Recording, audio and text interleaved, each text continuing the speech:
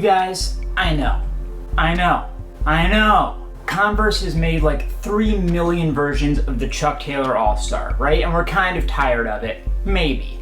But they have come up with a totally new silhouette, totally new performing version of this called the CX. And I've got it right here, and I want to show you everything about it that makes it so interesting and so new, and a shoe that you should be paying attention to. So let's get into it. But before we get going, I've looked into it, and a very, very tiny percentage of you are actually subscribed to the channel. So it doesn't cost you anything. If you like the content I make, just click that subscribe button, and I thank you profusely. So here's the box. It's a sleek matte black Converse in there, also in black.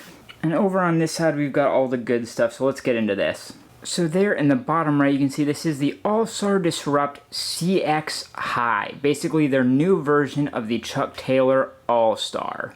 The other thing I'll point out right off the bat here is that this is a US size 10, but an EU 44, which is usually more expected to be in line with the US 11. So keep that in mind when you're deciding what size you might want to get. Let's open this up and see what we got. And there we have it. So it's sort of a military green, white, and orange colorway. And right off the bat, there's a lot of striking things about these. So let's pull one out and see what we got. So throughout this video, I'm going to be comparing it to the old Chuck Taylors. This is my Comme des Garçons version, as you can see. And this is obviously the new CX. So I really want to be able to display for you the differences here. So first, let's take a look at the sole units, the midsole and the sole, because there's a lot going on here. Obviously, the first thing that stands out is this kind of triple stacked sole right here. And obviously, this is quite popular right now. It's kind of maybe inspired a bit by the Sakai LD Waffle, shoes like that. And it's got that protruding extra bit of sole right here. So this is a super, super soft kind of foam here. It's got a bit of give to it here. And that is kind of glued into this cutout of the midsole. And then obviously you have another cutout here, which gives it a really interesting silhouette. And then you've got a bit of an applique, a kind of plasticky applique here, which you'll also see by the laces. And that seems kind of similar to what a lot of the off-white shoes have going, the vulcanized sneakers. And now when we look at the other side, we've also got a cutout here, albeit much smaller. So it's a much more modular and separated sole unit, and that's very much kind of in style and popular right now. And I think it makes it much more performance-oriented and much more comfortable, which is way more in line with kind of the athleisure way that streetwear and luxury are going right now. Now let's compare that with the old Chuck Taylors, where obviously this is all pretty much one piece, and it's quite glossy and it's quite hard. Now, I think the biggest and most welcome change with the CX, and this isn't really something that you'd think would be such a big deal, but it is the fabric here. So they must use some sort of elastane or something in there that they mixed with the canvas, because it has way more stretch to it than the old Chuck Taylors did. Like this, nothing, zero stretch. Whereas this, it does stretch with you, so you can actually kind of pull it on. It makes it so much easier to get on, especially with this pull tab back here. That is another new element that the old ones just didn't have. So when I'm wearing these, I usually have to undo a few of these laces to be able to get my foot in it, then relace it, and then tie them. Whereas with the new CX, I can get it to slip right onto my foot, usually fully laced up.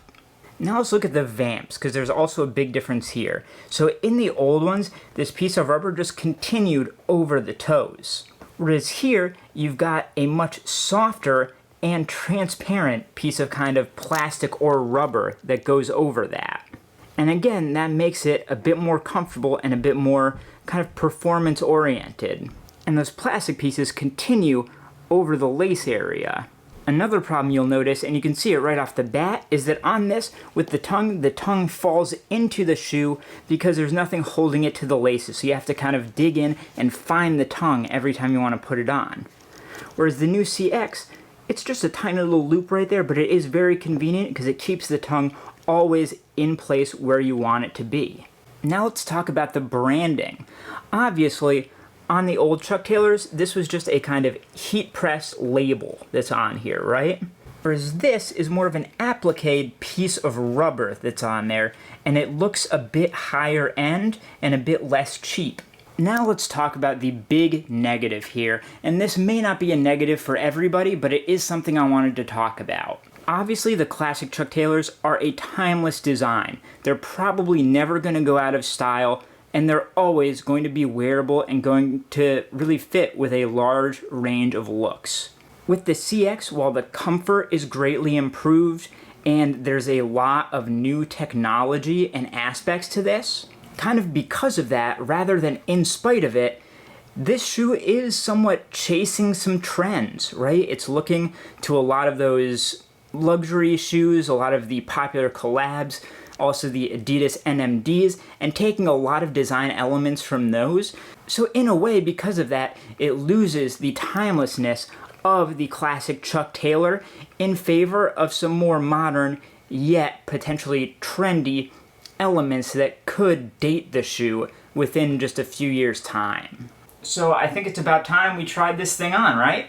So these shoes overall, they're way more comfortable than your classic Chuck Taylor. They're really soft, really durable and stretchy feeling, and the extra stuff at the Vamp, at the toe area, that kind of bends in a way that feels like it won't wear and fold over time in the same way that a normal Chuck Taylor would.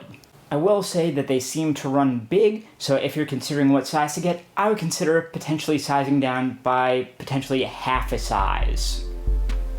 So that is everything you need to know about the new Converse shoe, the CX. Take a look at the other video on screen here, subscribe to this channel, like this video, and I will see you next time.